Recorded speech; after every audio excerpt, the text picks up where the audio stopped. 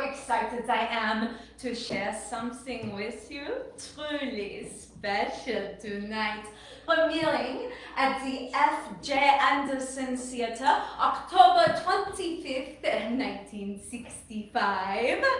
Our fearless and ambitious director, Theodore Teddy Blackwood, is about to unleash his boldest production yet, Death's Motif. It's a story of love that refuses to die, of heartbreak, of madness, and of the creativity that will ruin you. I'm Celine Dubois, and once upon a time, you may know, I was that girl on the stage with the lights and the standing ovations, but then, well, you know, life had other plans. But this is my return, yes, and for Teddy, this is his moment to be seen. Tonight, we will lift the curtain, just a little, just to give you a taste of what is coming. So stay close. You don't want to miss what happens next. Beneath the glittering surface of theater, something far more sinister is unfolding. This is Death's Motif.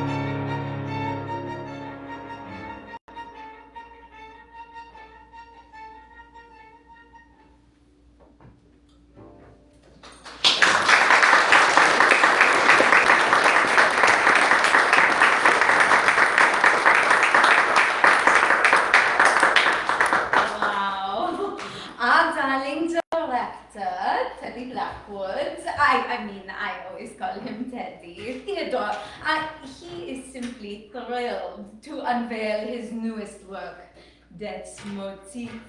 It's a haunting yet beautiful production. It whispers that the deeper you love, the more your mind begins to unravel.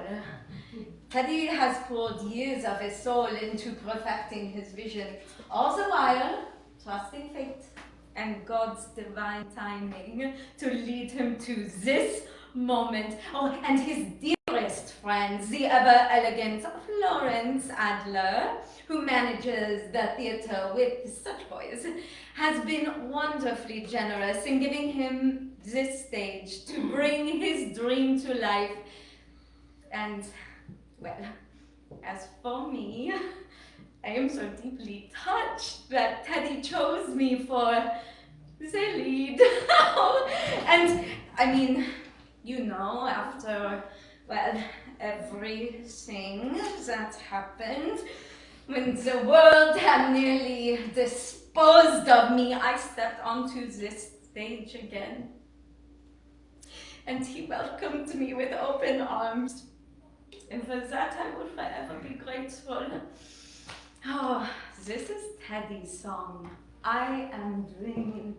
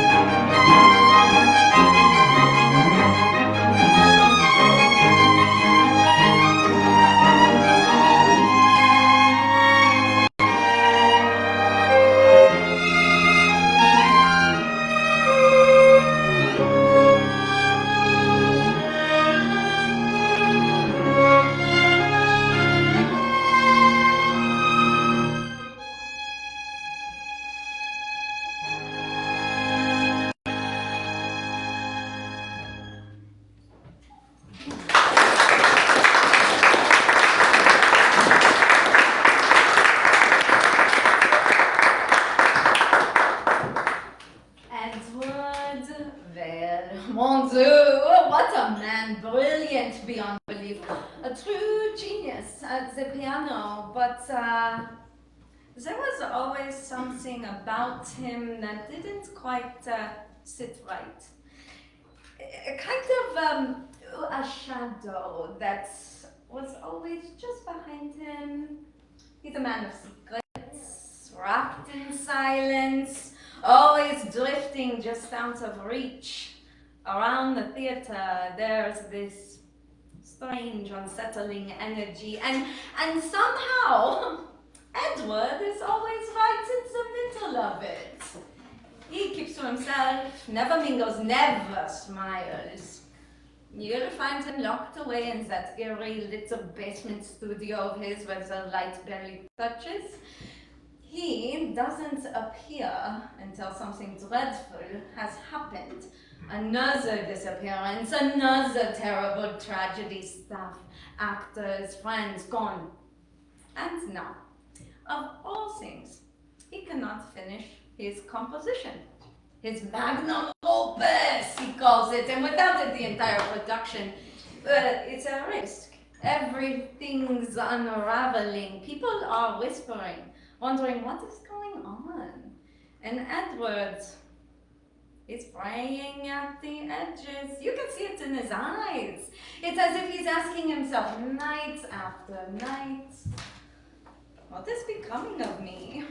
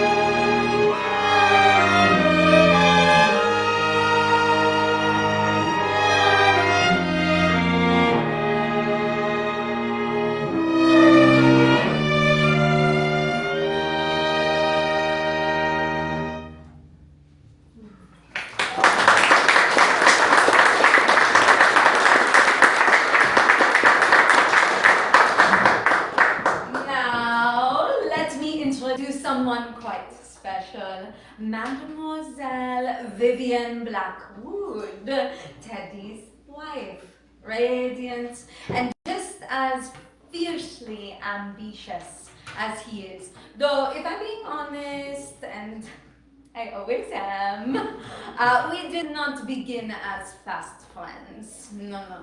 Vivian, oh, wow, she was hurt.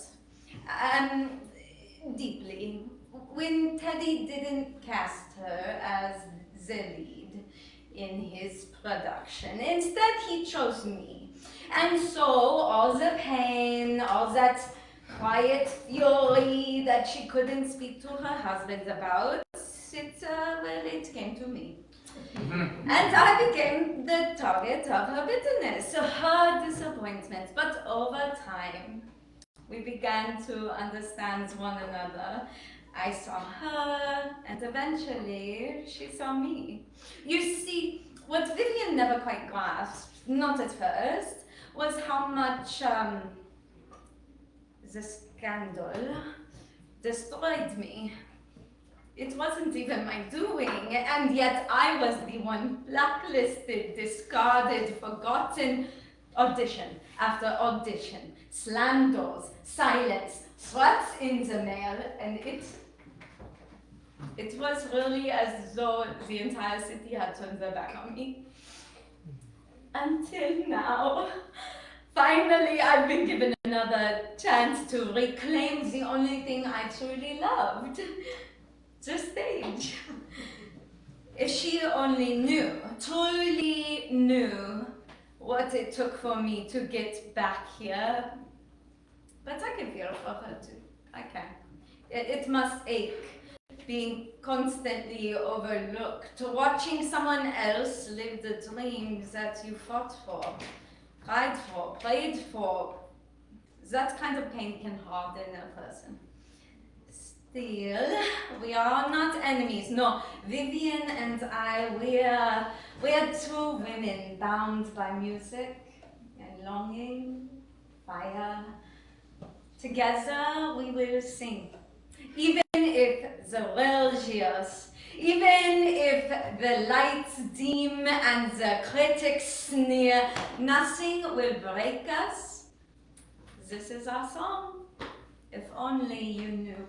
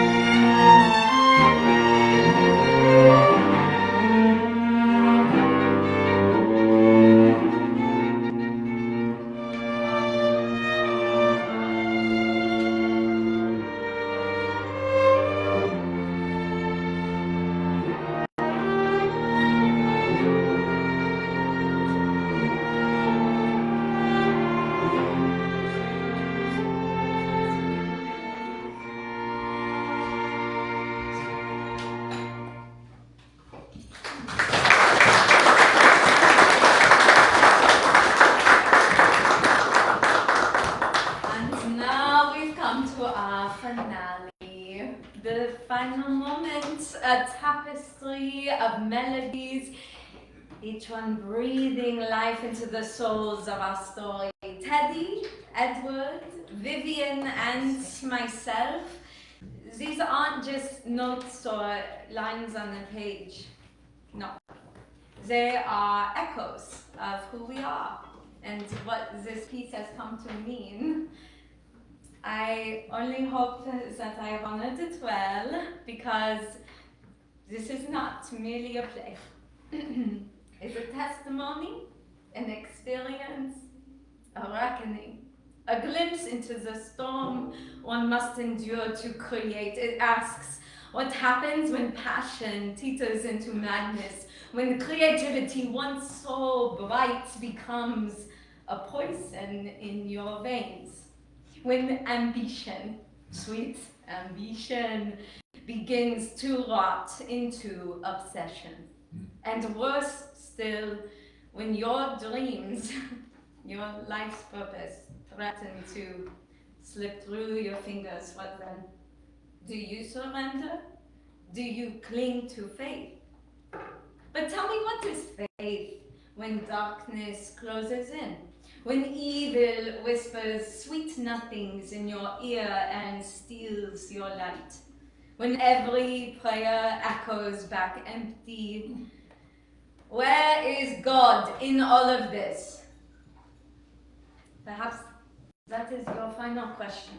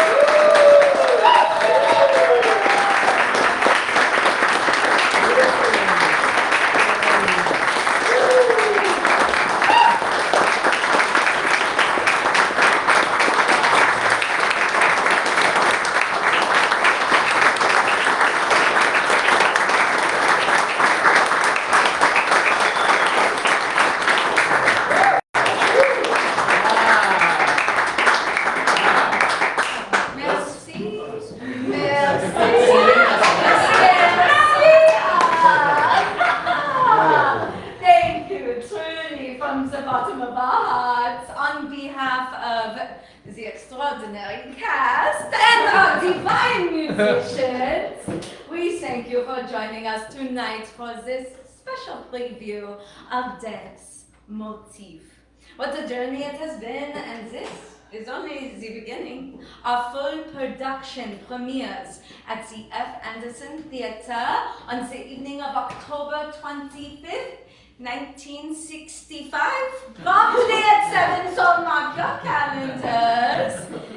This is not a show you'll want to miss, not in this lifetime. And now we bid you good night.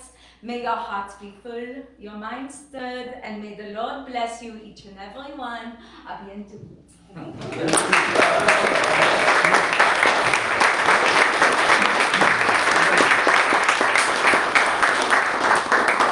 Merci, Celine Dubois. Merci beaucoup. I have a feeling we'd get some interesting stories if I asked you where you were in 1965. On October 25th. Yes, those vibrations are going to stay in here for a long time. The house is filled with the beautiful music, and the storm has continued to brew behind you, which is lovely as well. I forgot to mention before that this couldn't have happened without support from Creative West, and the National Endowment for the Arts. We spent the money before they could take it back.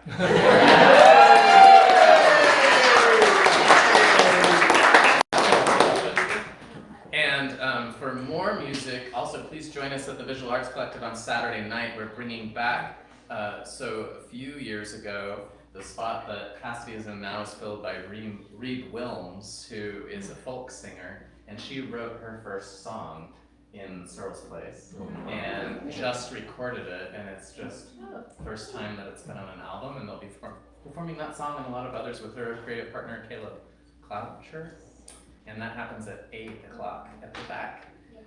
But we wanted, in the Surel's place tradition, we wanted to take a little bit of time to just offer a little moment for you to ask a question about, I mean, first of all, isn't it remarkable that all this music was written in like the last 22 days? Oh. So it was quite an undertaking. I'm not sure you left the house very much. I met her, I think, 2 days into the residency, and she had already written about 60 measures, and not only written it, but scored it for the 4 instruments already as well. So that was a quick amount of work. Of course, one of the big questions that's going to be in our head is, what was the scandal that took down Celine? She won't sell us. Well, thank goodness that you recovered and have replaced. All right, any questions for any of our musicians, and particularly for Cassidy, something you'd like to know about how you go about an undertaking like this? Undertaking? Yeah. Yes. Or just Motif. Yeah. It certainly feels like your music matches the story so well. So, I mean, it seems like you were incredibly inspired by the story. I wanted, so pretty much, with it being like a parallel of my life, I wanted to be like the brightest, darkest musical that has been in it. So it's supposed to be represented as like Hollywood. Is it noir? That's like the appropriate time. Back then, that age of Hollywood, right? But there's some darkness going on, because while I was able to still show up like, positively in my life, I was still battling trying to get this career off the ground, and it's hard. Like, we all know it's hard to pursue a creative career. And yeah, so that's kind of the direction I was going for, like bright, pretty, but like with some darkness. You mentioned, or somebody mentioned, toxic creativity. Is there something in the process that's changed that you're feeling better about now? Well, I mean, considering that the composer in this story kills people, right? That's very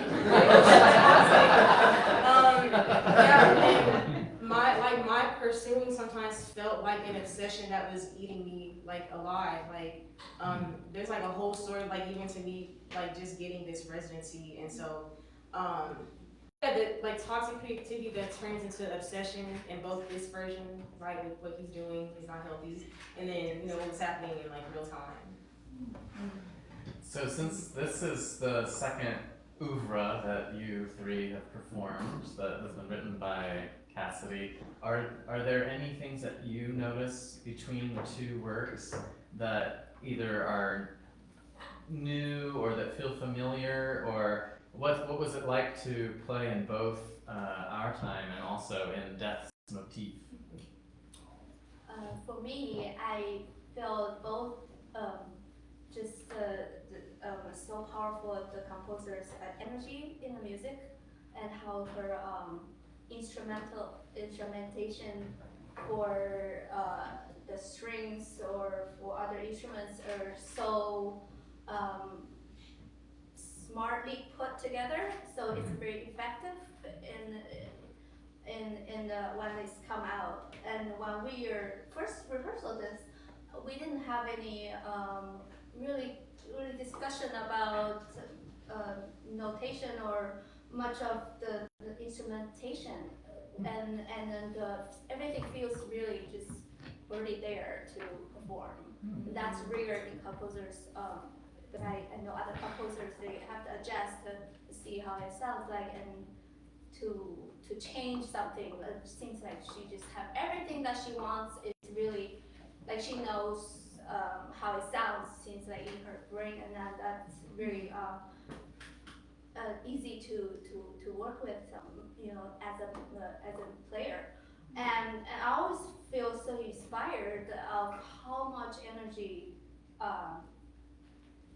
This young lady put it out into the world, and I get inspired as a player. So I feel I want to put my understanding of the music and out to the audience to let other people resonate with her music. That's what I just feel so inspired every time. Well, That certainly happens when you were playing the soaring high melodies. It felt as if your violin grabbed a part of my soul and just pulled up with it, and I found myself floating above you, like really lovely. Thank you.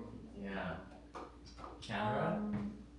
For me, one of the similarities was how all the lines just pass through each other so smooth, and I feel like that's a really nice part about playing her music, is that we can come together that way because our lines are being passed so smoothly. We didn't really have to talk about it or do the most about it, we can just pass to each other and feel each other with her music. And so I feel like I don't get that a lot. And sometimes you see it physically pass. Yeah. Like you can watch it, It feels go like from it's coming one, out of my chest. go from one to instrument to just the other. to somebody, Yeah.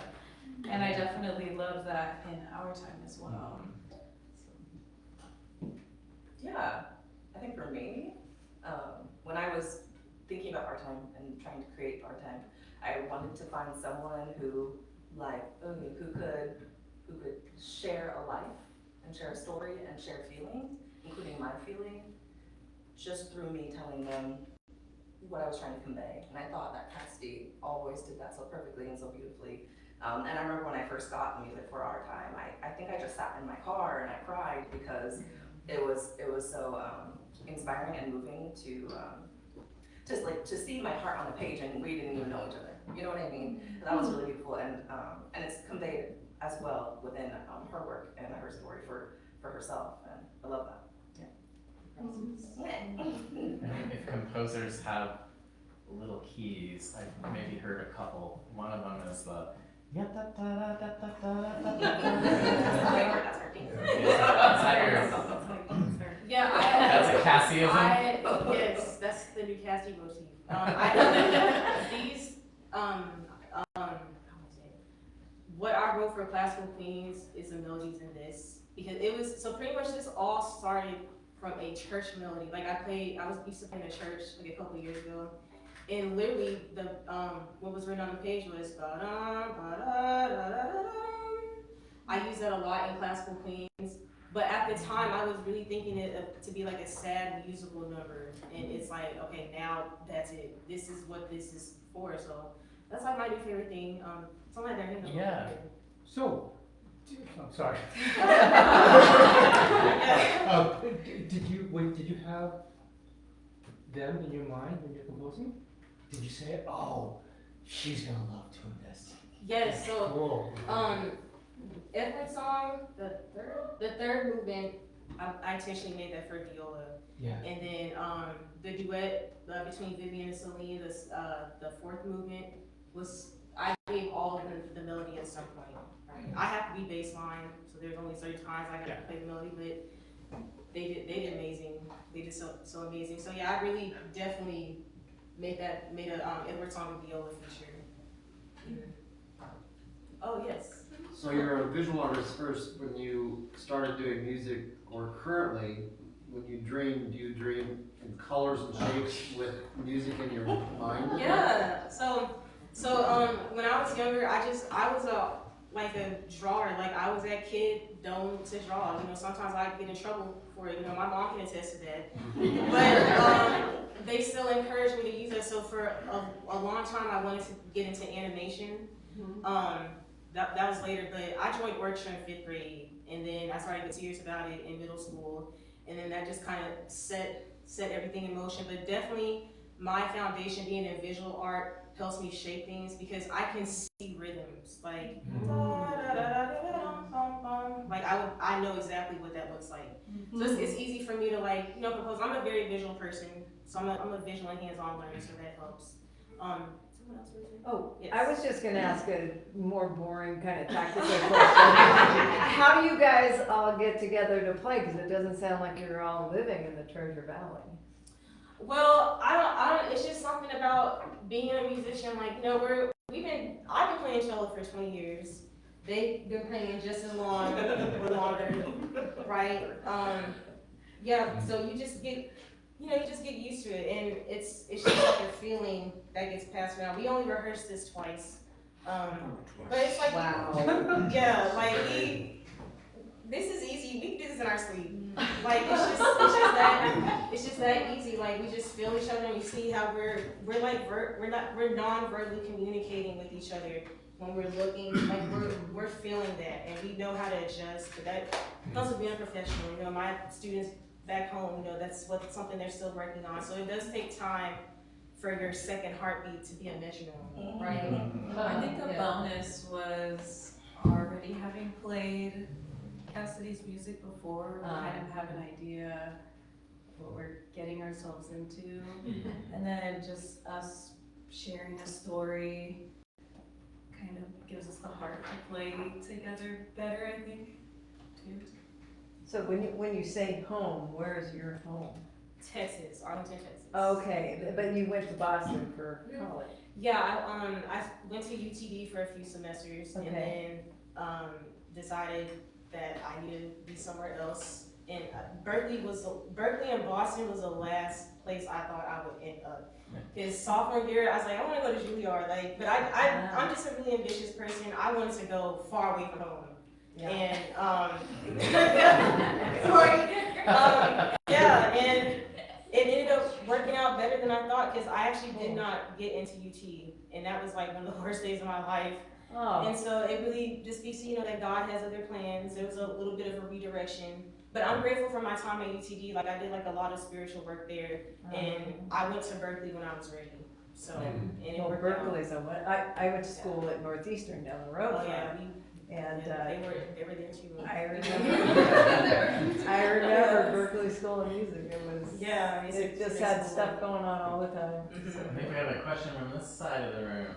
I have one kind of for parents and for Cassidy. As a parent, what did you all do to help support her on her journey? And if there's like a memory of something that sparked your memory that you remember, this is when my parents like showed me or gave me the opportunity to pursue like, the joy of whatever it is that she wanted to do. Notice that she sent her kid out of the room before she asked.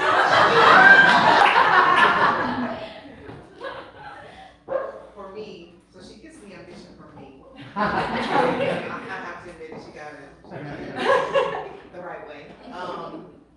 I knew that growing up, I wanted to do something that I loved. And I know that when you love what you do, A, you don't worry about the money, and B, the passion and fun will always be there. So you'll never feel like you're working.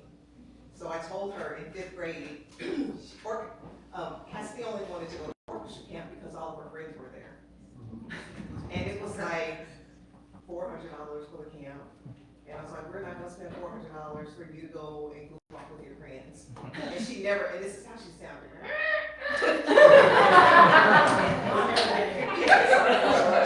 She hardly picked up the cello. And we made her a deal. We said, if you practice consistently over the next year, you will go to orchestra camp. We'll pay for you to go to orchestra camp. And she never missed a camp after that. She became consistent and she started doing it. And when she wanted to go, I remember her mentioning she wanted to go to Berkeley. If you know anything about Berkeley, like it's an investment. Huge investment. Oh, yeah. And I said to her, I will make you a deal again.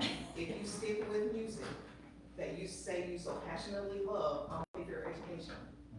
But if you change and do anything else, I want all my money back. In addition to that, all right, shout out to my middle school orchestra teachers. We had something called chair test, and I was not gonna sit in the back. So, and one of my old friends always kept getting first chair, and I was so determined to beat him. I finally beat him on our last chair test of the year. So I literally went from like 6th chair, I stayed 2nd chair, and then I finally got to 1st chair, and that really, I'm like, oh, I'm in this, I'm gonna beat everybody. And then that followed into 8th grade, and then in high school. And I also had like all my best friends, I'm still best friends with because we were all in orchestra together. Not all of them continued with orchestra, but the majority of them, like my best friend from high school that helped, create this, he's an orchestra teacher back home. We all run a camp together, we run a community orchestra, so the majority of my friends, we're still like in it, and that's what's also kind of kept us like, keep playing because we want to be with each other. So it's also a community thing, and then you get to meet people along the way. So was this the most concentrated time of composition for you as a composer? I know you often have to mix teaching, performing with composition, but have you had other times where you've been able to just write music so intensely? Yeah, this and Classical Queens. Like, this was probably a little bit more intense because I only had 20 days. Oh my God, I told them I'm taking a break after this. But even when I did her show, it took like 4 or 5 minutes to do 20 tracks. Oh yeah, my brain was like dead after that. But yeah, you just gotta keep going. I'm pretty much like sketching things. When I first started writing this, I'm like, oh my God, this sounds terrible. But once I got to the 3rd movement and heard everything from the beginning, I'm like, okay, this doesn't sound bad. And those are also computer instruments. They don't capture the same depth as this. So it sounds completely different than what I had in mind whenever we started rehearsing. And is the idea that some of the melodies that we hear in the strings as the production develops, that there would be some lyrics on top of it? So those middle sections, Teddy's song, so there's some lyrics. I have like some planned lyrics and I've been writing to them. So you can remember in the first movement,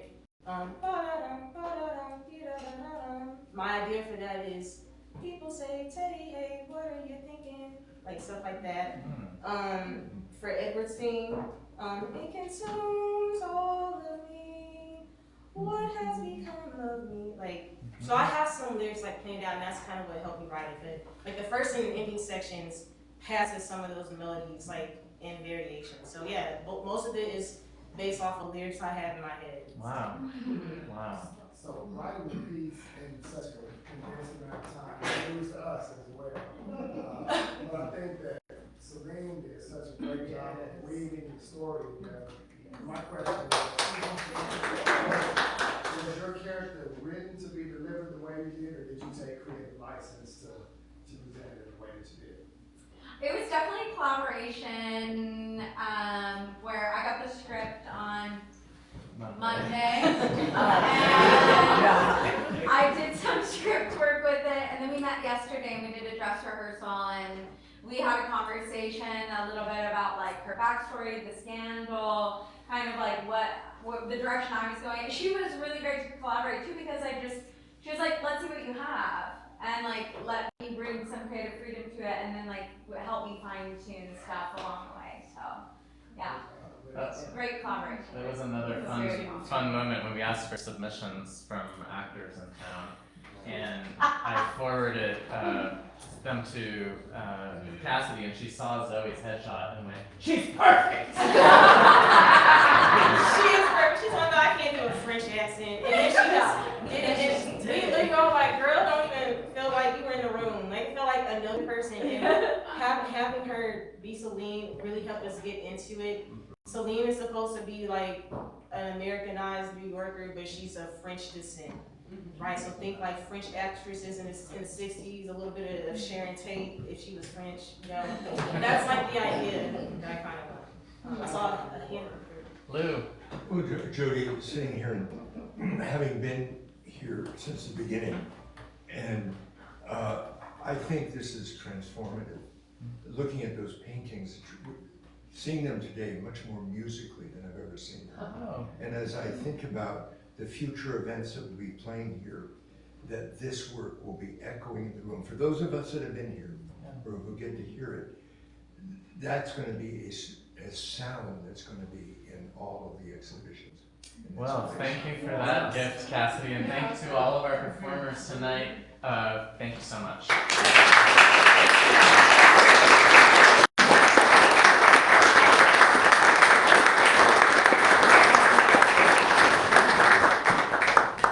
Please feel